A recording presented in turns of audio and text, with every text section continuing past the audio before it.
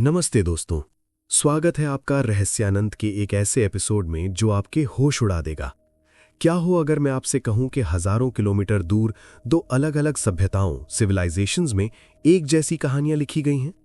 एक तरफ हमारा महाकाव्य महाभारता और दूसरी तरफ दुनिया की सबसे पुरानी कहानी द एपिक ऑफ गिलगमेश।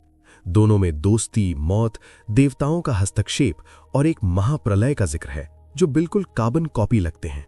क्या ये महज एक इत्तेफाक है या फिर हमारे पूर्वजों का इतिहास एक ही था?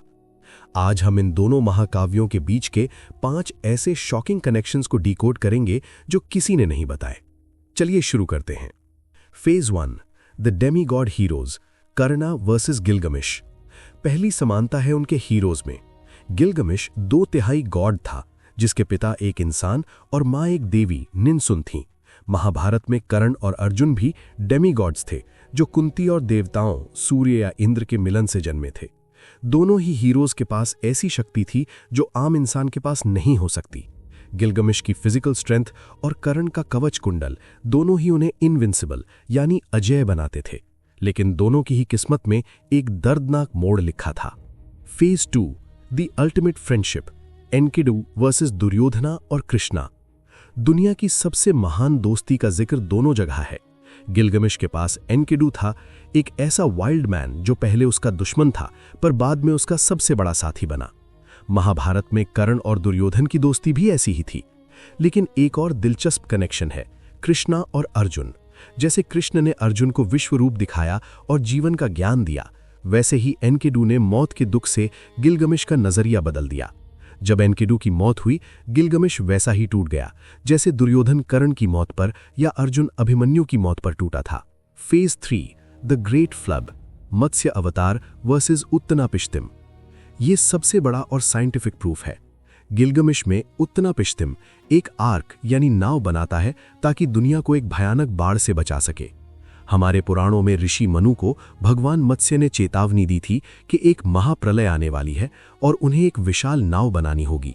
दोनों कहानियों में एक चिड़िया बर्ड का उपयोग किया जाता है, ये देखने के लिए कि पानी उतरा या नहीं। दोनों में ही सीड्स ऑफ लाइफ यानी डीएनए को बचाने की बात कही गई है।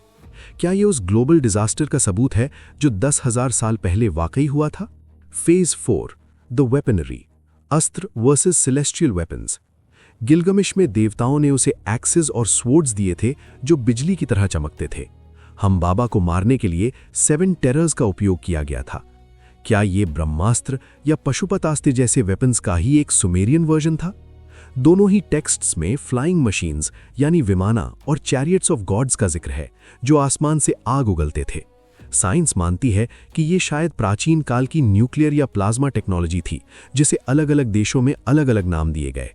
दोस्तों, महाभारत और गिलगमेश की ये कनेक्शंस साबित करते हैं कि हमारा प्राचीन विश्व आपस में जुड़ा हुआ था। शायद एक ही महान इतिहास था जिसे समय के साथ अलग अलग भाषाओं में लिखा गया। आपको क्या लगता है? क्या गिलगमेश और कर्ण का कोई खून का रिश्ता हो सकता है या फिर ये सब एक ही गॉड लाइक रेस की दास्तानें हैं? कमेंट में अपने दिमाग की बत्ती जलाइए और हमें बताइए। वीडियो पसंद आया तो रहस्यानंद को सब्सक्राइब करें और इस रहस्य को फैलाएं। मिलते हैं अगले एपिसोड में एक नए रहस्य के साथ। जय हिंद।